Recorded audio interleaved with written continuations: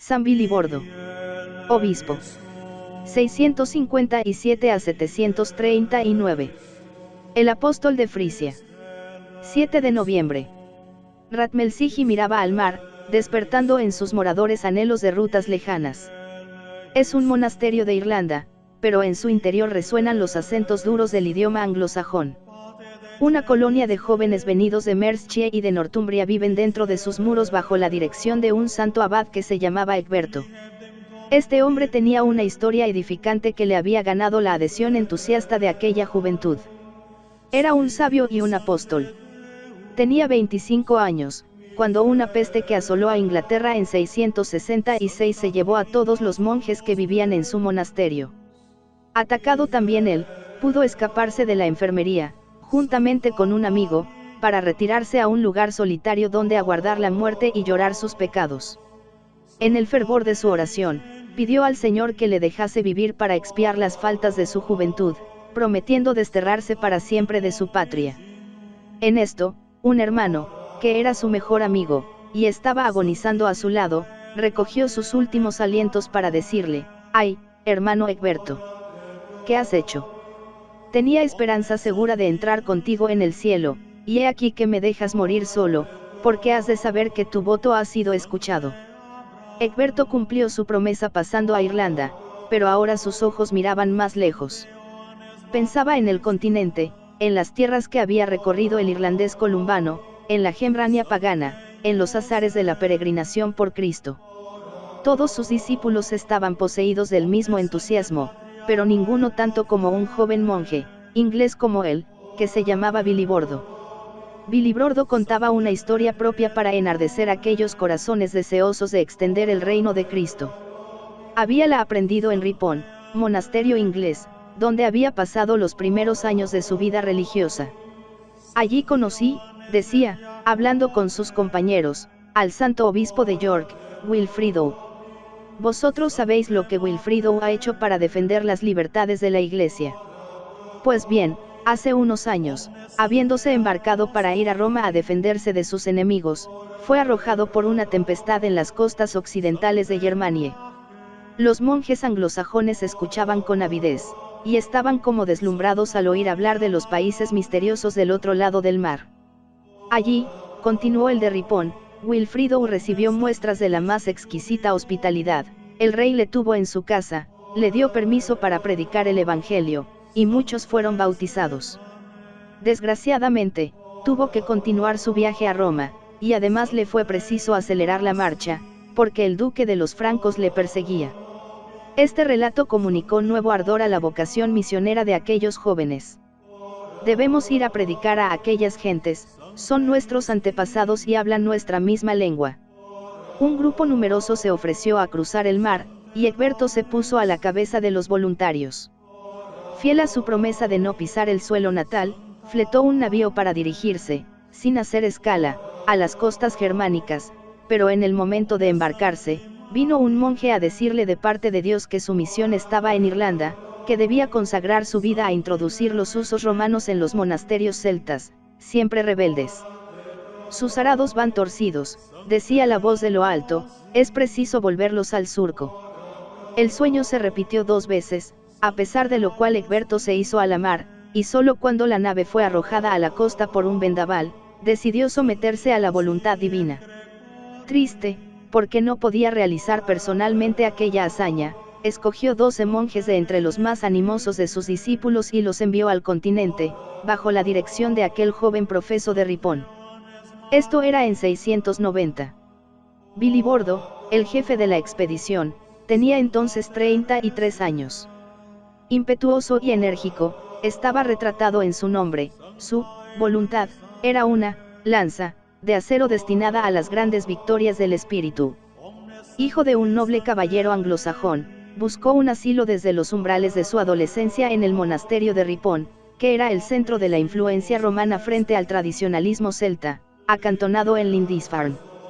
Su maestro fue allí Wilfrido, pero, arrojado Wilfrido nuevamente de Inglaterra, algunos de sus discípulos, y entre ellos Bilibordo, se refugiaron en Irlanda al lado de Egberto, otro campeón inflexible de las costumbres romanas, en cuya escuela acabó de formarse para sus empresas apostólicas San Bilibordo.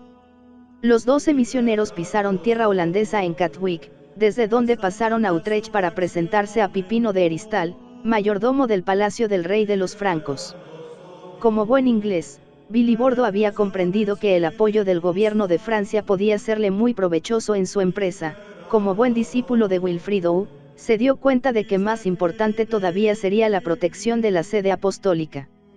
Fue, pues, a Roma, habló de sus proyectos con el Papa Sergio, y volvió fuerte con su bendición, cargado de reliquias de mártires y consagrado obispo de las regiones que iba a evangelizar. Bilibordo empieza su misión, como todos los apóstoles benedictinos, levantando monasterios. La principal de sus fundaciones se llama Echternach, en las cercanías de Treveris, más tarde será una escuela de arte, ahora es la ciudadela de los misioneros que vienen a ella para reparar sus fuerzas y dar nuevos alientos con la historia de sus éxitos a los futuros colaboradores que allí se forman.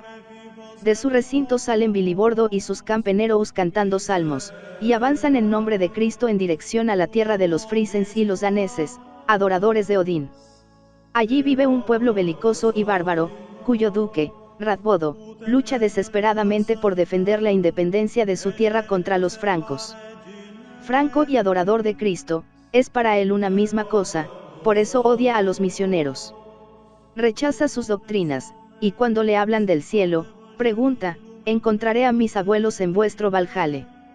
Naturalmente, la respuesta no puede ser afirmativa, y en vista de esto, el jefe pagano exclama, bueno, prefiero estar toda la eternidad en el infierno con mis gloriosos antepasados, que en el cielo con un puñado de cristianos mendigos.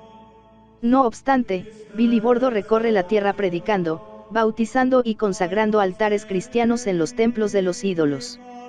Cuando vuelve a su monasterio, va siempre acompañado de nuevos convertidos, en quienes él infunde el celo apostólico y lanza luego por toda la región para convertir a sus compatriotas. Su sede episcopal está en Utrecht, pero el punto de partida de sus correrías sigue siendo Echternach.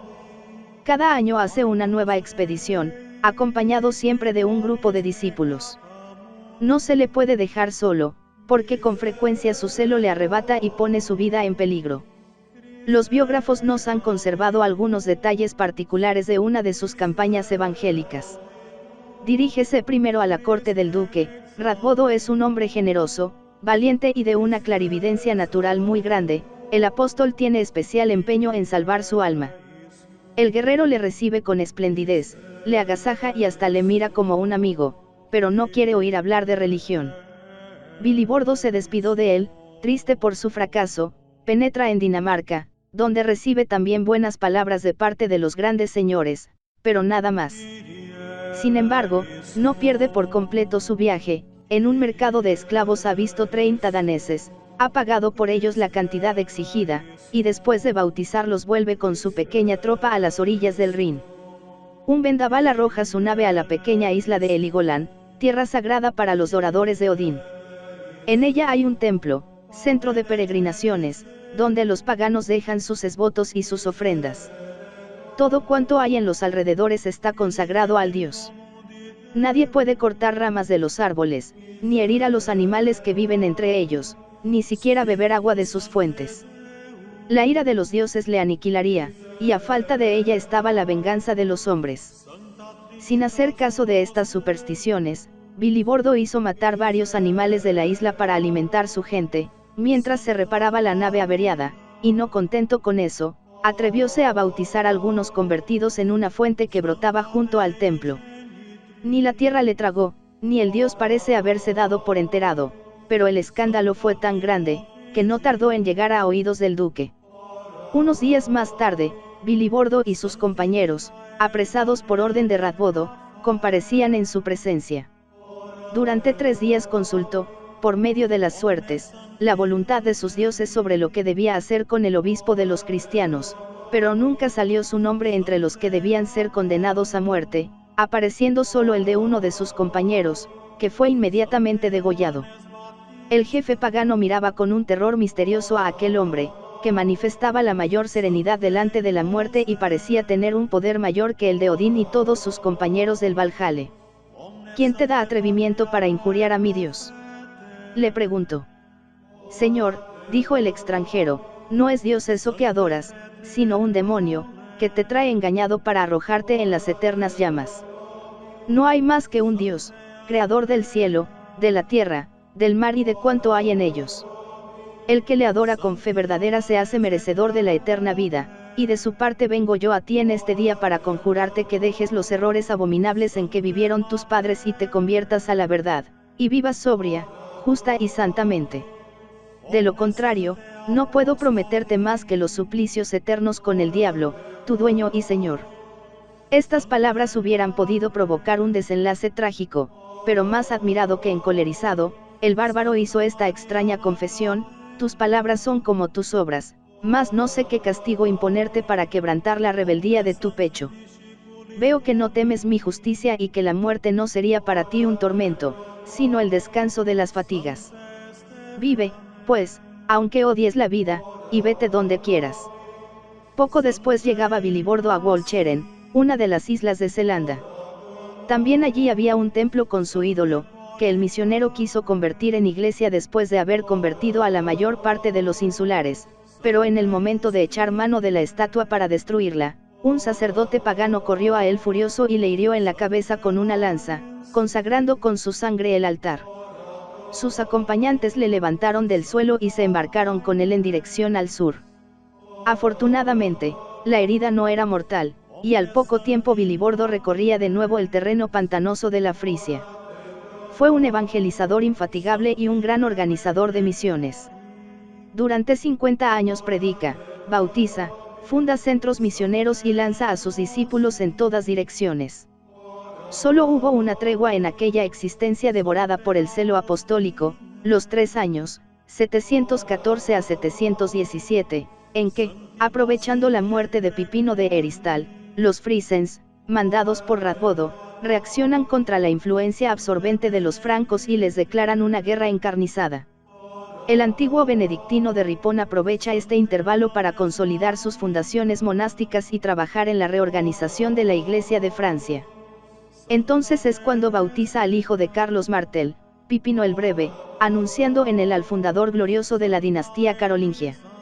Al volver la paz reanuda sus tareas con nuevo entusiasmo. Ahora el fruto es más generoso que nunca. El milagro va junto a él fecundando sus palabras. Cuando sus compañeros desfallecen en los caminos, les ofrece vinos que nadie sabe de dónde vienen. Cuando se cruzan con él grupos de hombres hambrientos, les trae pan de las dañeras del cielo. Su prestigio es enorme. En la corte de los francos se le venera como a un profeta.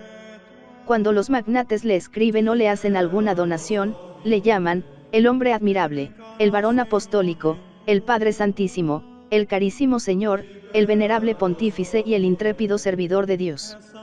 Ya es viejo, pero se diría, dice su biógrafo, que Dios quería perpetuar en él la gracia de una eterna juventud.